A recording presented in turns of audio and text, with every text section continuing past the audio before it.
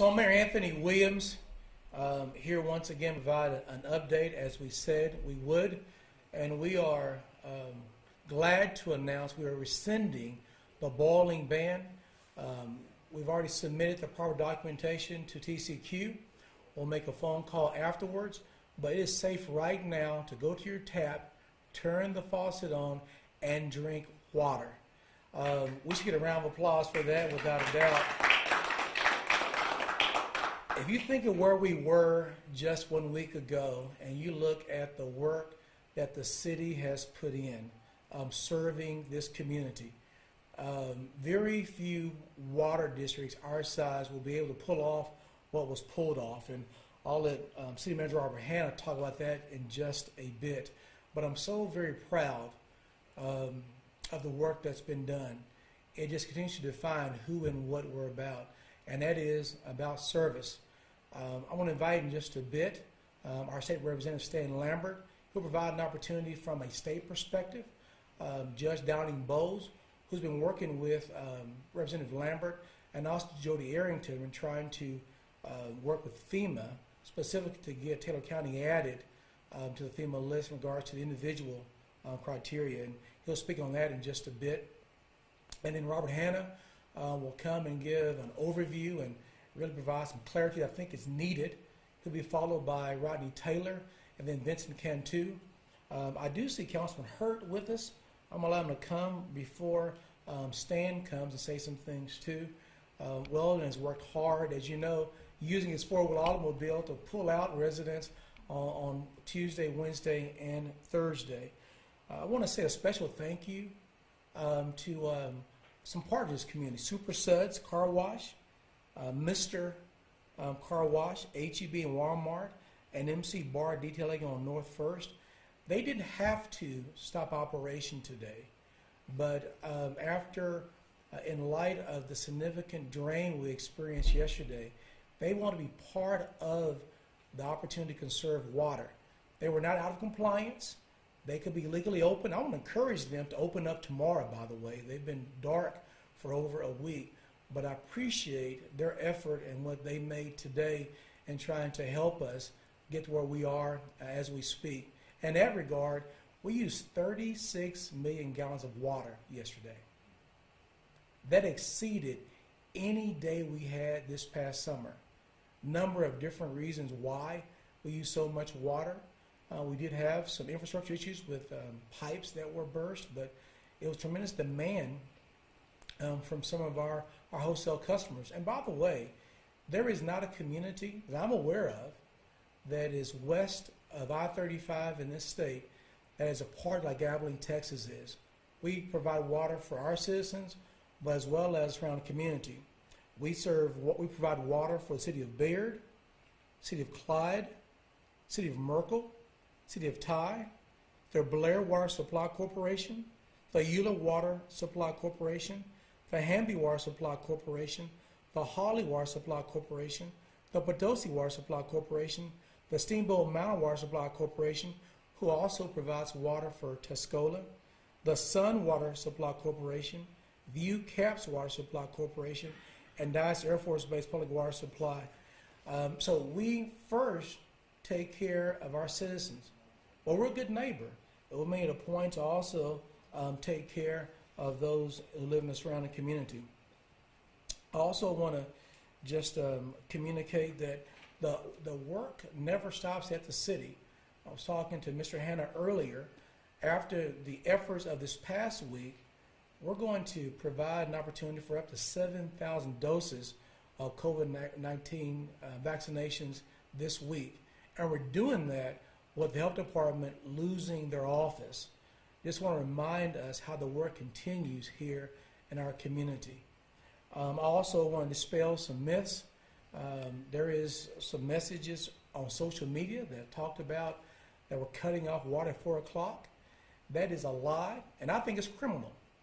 And we're going to look into that with the undue creation of anxiety and misrepresenting what the city is communicating. And so I fielded those questions, phone calls, inboxes, but water is not being shut off. In fact, and Rodney talked about this more specifically, we think we're able to provide at a higher percentile water back to the aforementioned wholesale customers that we have. And you should know, yesterday, service was never cut off to the wholesale suppliers, but reduced 35% because of that demand, that 36 million gallons of water yesterday. There was thoughts that we compromise the functionality of our system. It could crash. We were not going to allow our water system to fail, and so I want to be sure we provide that clarity.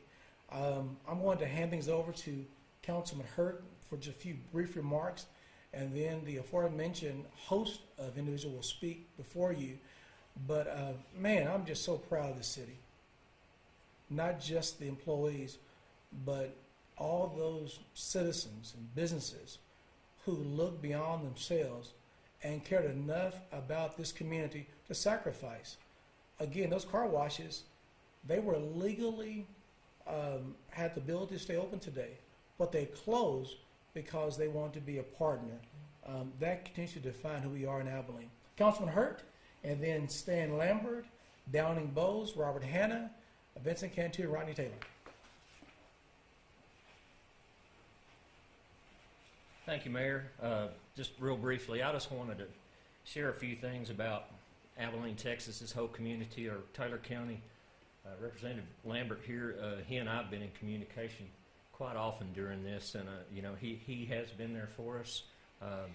But just the way this community is pulled together, the staff of the city has done an excellent job. We can't give them praises. They've done so much behind the scenes, the hours, countless hours that they've put in. When it was cold, folks, they were out there restoring water and getting things going again. A couple of stories, you know, we had warming centers, you know, Beltway North and South. One story I'd like to share is, you know, Chick-fil-A provided meals for them. Had another dear friend who was actually going and buying firewood and delivering it to people without power and out heat. I have countless stories about people in this community that have came together, and that's what this community is about. I'm very proud of this community. I'm very proud of this staff, proud of our city manager and his deputy and assistant city managers, the countless hours of work that they've done. Still proud of our health department. On top of everything else that's happening, we're going to have to move out of the health department to continue to get our COVID vaccines going. But they're working, they're diligent, and we have a great crew, and I'm very proud of them. Thank you.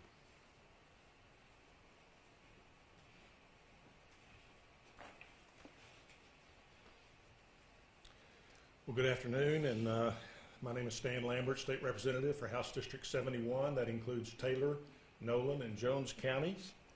First of all, I want to offer my sincere condolences to the families and friends who have lost a loved one during this storm. Our thoughts and prayers go with these families. Next, I want to thank all the workers from electric companies, water systems, public safety, grocery stores, hardware stores, skilled trades people, government workers who have worked for all of us while their families had to deal sometimes with the same issues that many of our citizens had to deal with: no water and no power. With very little rest, you folks are really the true heroes in this last week. The third group I want to just mention to you is my staff. I want to say thank you to Robin Wertheim, Caleb Goodman, Will Ryder. All three of those are in Austin, but have been taking calls and messages and emails and responding to those. And then Jay Hardaway here in Abilene has also been helping in terms of answering phone calls and making sure that we've communicated with the right folks. Just to give you an idea kind of what we've been doing since last Thursday, since the last time that we spoke to you in a press conference, we've had contact with Representative Arrington and his staff, Senator Perry's staff, Senator Buckingham and her staff, Mayor Williams, our city manager, City of Abilene, County Judge Bowles and county staff, Commissioners Bertram, Commissioner Statler, Sheriff Bishop, Ty Police Chief Jay Strong, Jones County Judge Dale Spurgeon, Stanford Mayor James Decker, Sweetwater City Manager David Vila, the Governor's staff, Texas Department of Emergency Management, which we use the acronym TDM, and very many churches and nonprofits who have all been a part of helping the big country work through this tragic and major winter storm. Everyone we've called that we've asked for help or resources or communication has been willing to help and share resources, and so I continue to fall back on this acronym also that I think Mayor Williams talks about, Team Abilene and Team Big Country. It's very evident what has happened in the last few days. I could share with you a lot of information about some of the successes we've had. I think Commissioner Hurt, Councilman Hurt just mentioned several of those. We've answered about 1,000 calls in our office in Austin. We've been working to get information out to residents of HD 71 on how to report damage and loss to their individual property and businesses to TDEM via a link, and this will help those counties in HD 71 apply for that federal disaster declaration. So we're not going to sit still and allow the President of the United States to cut out 177 counties from getting individual assistance. We're going to keep working very hard with Congressman Arrington, Senator Cornyn, and Senator Cruz. We also were available with the assistance of Lynn Beard of Abilene Aero to get a C-130 delivery of 7,500-pound pallet of fresh drinking water for some of our rural residents here in the Big Country. Working together with Commissioner Burcham and the local fire department, we have flushing water and water to care for animals at Fire Station Number 1 in Tuscola. Working up north with Judge Spurgeon in Jones County and Mayor James Decker of Stanford, we have a request right now into TDM for 50 cases of drinking water. We have so many in Abilene, Hawley, and other areas conducting plumbing checks and helping fix pipes. Many of those, not just your plumbers, but others on a volunteer basis. We have helped people access drinking water through the City of Abilene program, Joseph Thomas Foundation, Taylor County Sheriff's Department, and various churches. We continue to refer people with immediate needs to 211 Texas or to a local nonprofit. One nursing facility in Stanford, we've had to relocate about 13 residents for about the next 60 to 90 days to a safe and appropriate housing and care situation. I just want to continue to remind you to report damages.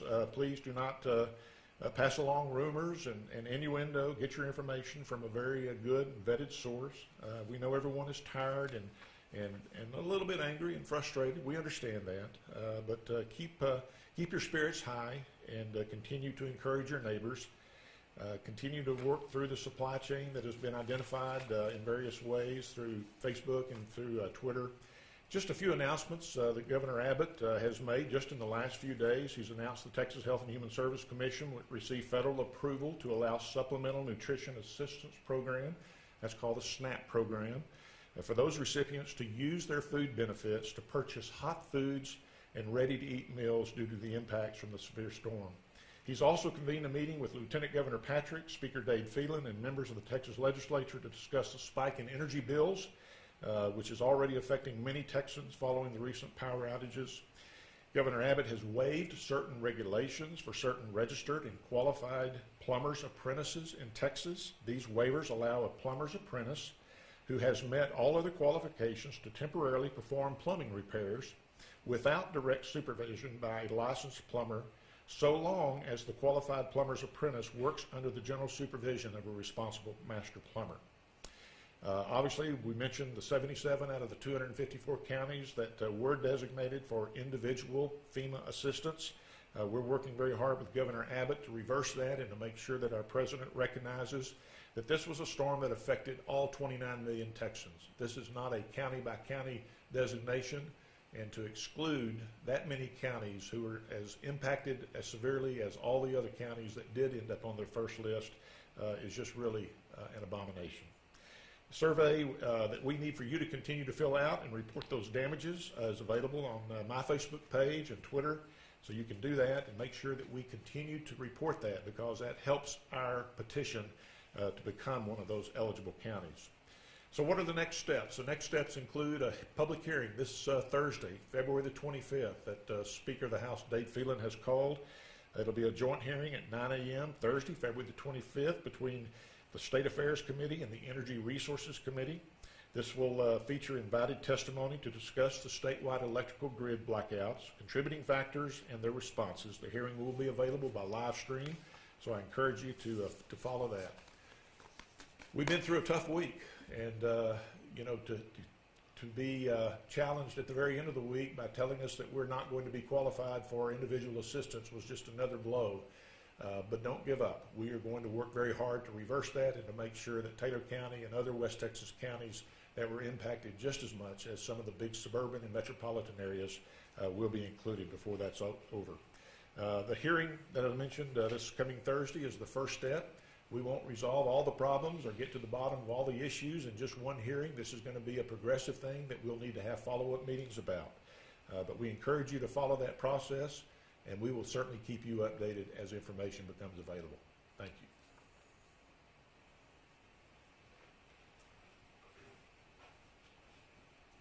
Thank you very much, Representative Lambert. My name is Downing Bowles. I'm the Taylor County Judge, and I want to take a moment and bring you up to speed on what's going on out in the county.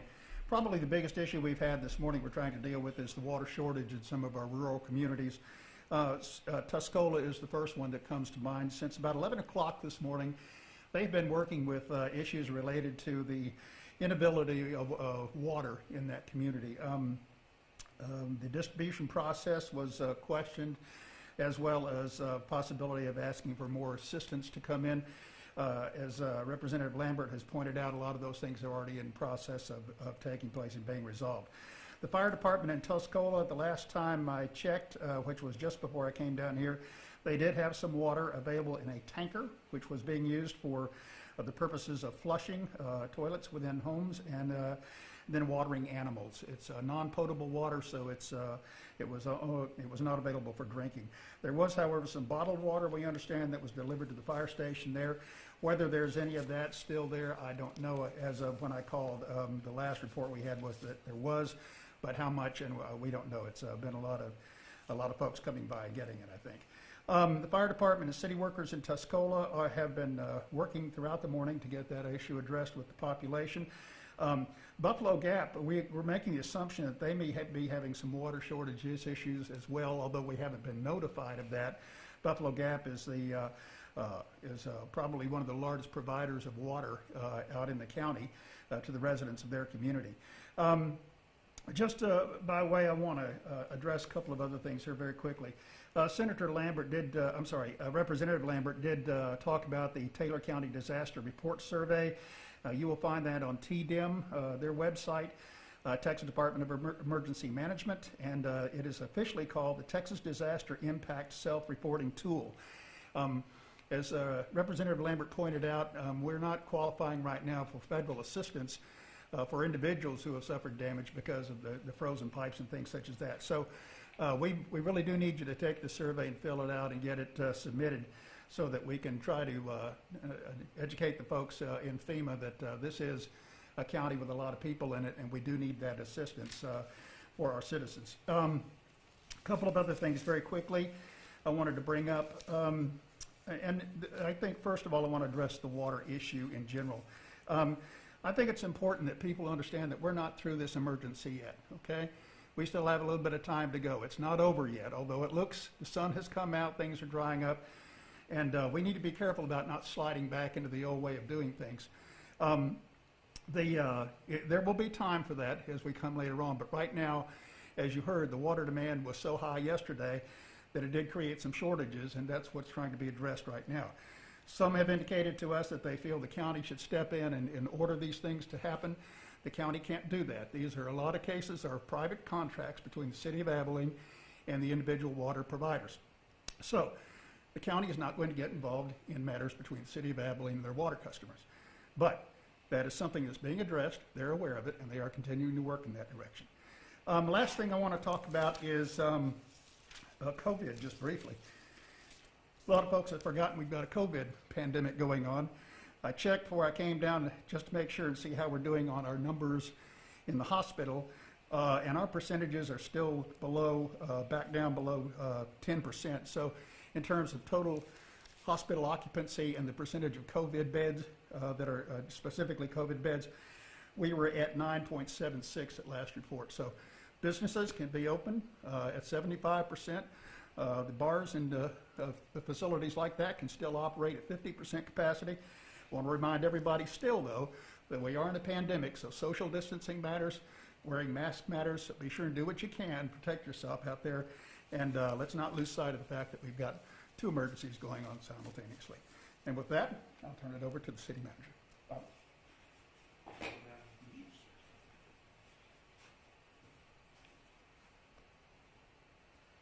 Good afternoon. It's odd being in a short sleeve shirt when a couple days ago I was in 3 layers and a parka, but this is Texas. I do want to thank staff and mention just how incredible they've been. I'll do my best not to get too emotional at this point on this time, but my staff members have been incredible. I've never worked with a finer group of men and women. I want to call out especially Mindy Patterson, Deputy City Manager, and Michael Rice, Assistant City Manager, as well as my entire director team. They have done a yeoman's job of leadership, and all really 1,257 full-time employees of the City of Abilene have performed outstanding work in some way. Some in the field, some helping with information, some coming in during the wee hours of the morning to help take calls to dispatch bottled water to customers who were out of water and needed drinking water. I'm just extremely pleased with the response this organization has had to this event. So many community volunteers as well. At some point in time, I want to have a list of them all and make sure we do something to recognize them as a community with the City Council. But they have just been, the community volunteers have been incredible. I want to reiterate some information that's out on social media. The City of Abilene is not turning anybody's water off. I've had a number of phone calls and text messages and emails from council members and other members of the community about why is the City of Abilene shut off the water to Tuscola specifically. We have not shut off the water to Tuscola. We do not serve the city of Tuscola. We serve Steamboat Mountain. And we have, even when we curtailed, reduced the amount of water Steamboat Mountain could take, because they were taking much more than they normally do, along with all of our other wholesalers, and we're causing some concerns for our water system. We still did not shut them off completely. We recognize that their systems have to go. But like our system, they likely have some water leaks, and they're in the process of trying to address those. So this is going to be an exercise in patience as we continue as a region to bring our water systems back. And I know that the men and women who work for Steamboat Mountain are working very hard to get their water service reestablished. But if you have concerns about your water service in Tuscola, please contact Steamboat Mountain. I don't serve you. TDEM, Texas Department of Emergency Management, we put a request in, a STARS request, which is what the term we use, the system we use for emergency assistance. We put that request in, I think the second day of this event, or the first day of this event, Vincent put it in the system, asking for 75 pallets of water. We have yet to receive any water, but the good news is there is supposed to be a C-17 arriving tonight, and there will be 6 pallets of drinking water on there, earmarked for Abilene. I'll have Vincent address this here in a little bit, but we will continue to distribute that water through the means and methodology we've been using, which is an on-demand service to those who don't have water from their faucets because of whatever issue, and they need bottled water. If we are able to recognize that the citizens of Abilene do not need that water because we have now rescinded our boil water notice and they can access water, we will work with the county and TDEM to see if we can't reallocate those pallets to other people in Taylor County to serve their needs. We are a region. We stand together as a region. This is the big country, and we do try to take care of each other as best we can. I want to mention something about the boil water notice. Each entity, each of the water providers in Taylor County and Jones County will have to do their own boil water notice. So if you do not live in the City of Abilene, if you don't pay a City of Abilene utility bill for water, you may not have your boil water notice lifted. That will have to come from your own utility provider, not the City of Abilene. So I want to be clear on that. Only the City of Abilene has rescinded the boil water notice to my knowledge at this point in time. And Rodney Taylor will speak a little bit about what that means here from a technical standpoint.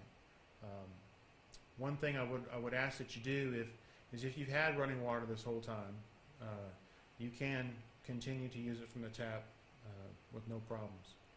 If you have not had running water and you're just restoring your service, do run your faucet just a little. I don't need to run it a lot, okay? We don't want people to run on the system. Just run it a little bit to clear your lines. You may have some air in your lines, just run it. You know what I'm talking about. You run your faucet, it spurts at you a little bit. When you get a good clean flow of water, that's all you need to do. We'll have a little opportunity for questions at the end of this, but I'd like to turn it over to Rodney to talk about the boil water notice, what that means and what you need to do. Rodney?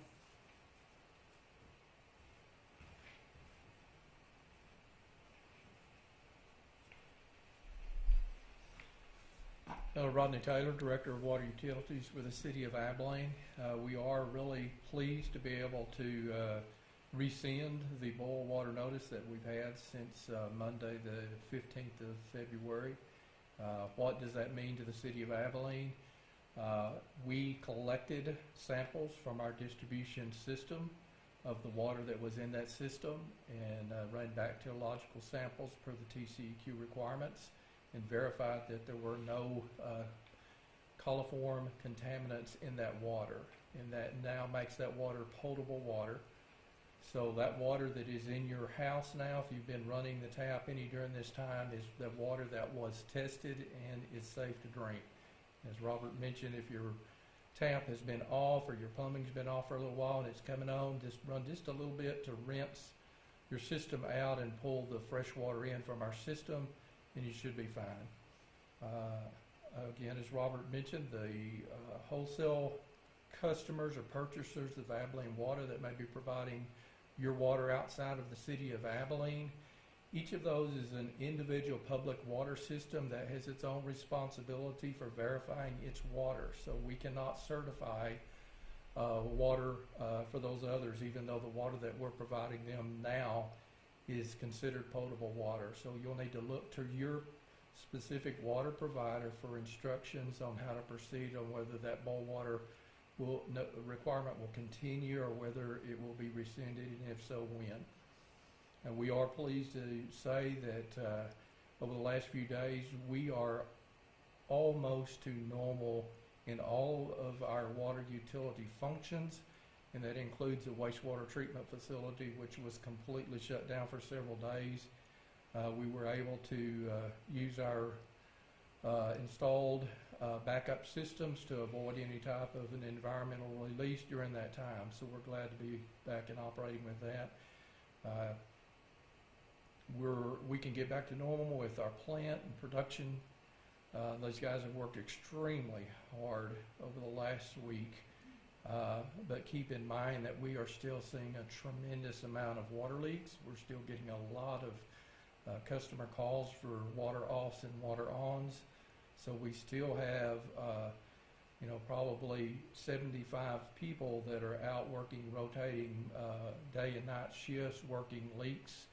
And that will probably continue for the next several days until things stabilize again and we get back to normal with them. And again, they have worked out in some really bitter cold conditions. We really appreciate, I can't tell you how much I appreciate what they've done. And if you knew what had really gone on there, I think you'll appreciate them too.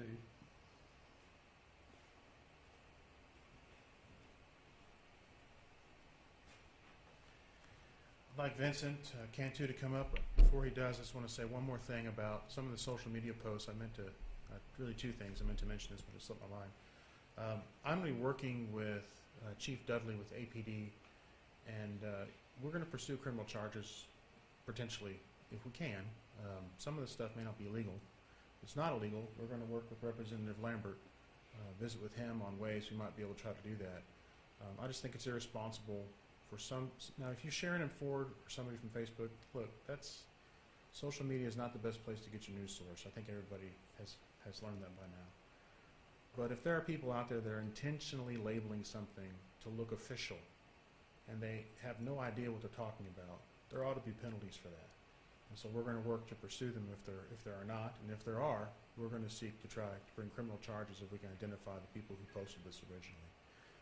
It put a lot of fear in a lot of people's minds and hearts, and that's inappropriate, and especially during this event. The other thing I'd like to say is I'm going to work with the mayor and Councilmember Hurt and the rest of the city council to find an appropriate way to recognize the service of the employees of the city of Abilene. This has been a response like none other, and I think it deserves some sort of recognition. And so I will work with the mayor and the council to identify some sort of recognition that is appropriate for the extraordinary effort that these men and women have gone through to restore service. Vincent?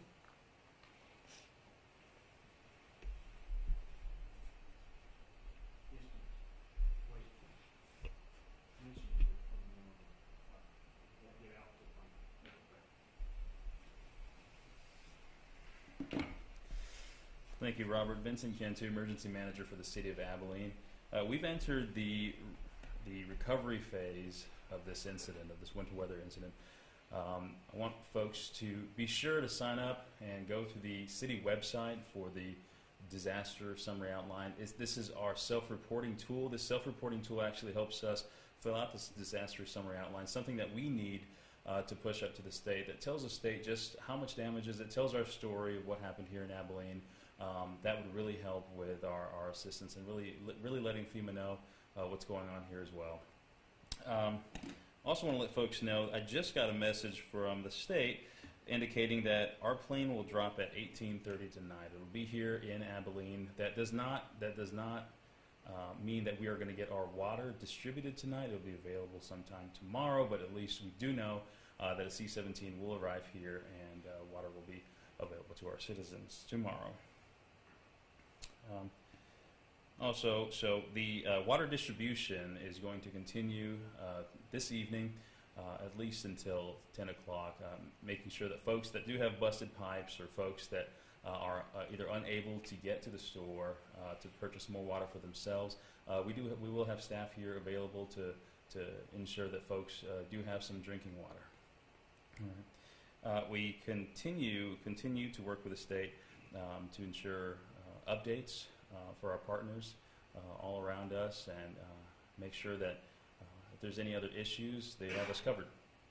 Our volunteers, I definitely got to mention our volunteers. We've had a wonderful outpouring from the base, from just random volunteers throughout the community, folks that really just want to help. At some points, it was just overwhelming to see the amount of care what we do for our neighbors here in Abilene, so it's fantastic. Also, my deputy, Nate Lester, he's been absolutely instrumental staying up here at City Hall, sleeping at City Hall for 5 nights. It's challenging, but we certainly made it happen, so hats off to him as well. Thank you, folks.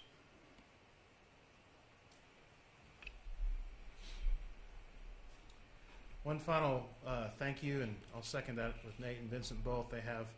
It's not Club Med, but we do have cots in the EOC, and they've been staying on cots, and I appreciate that.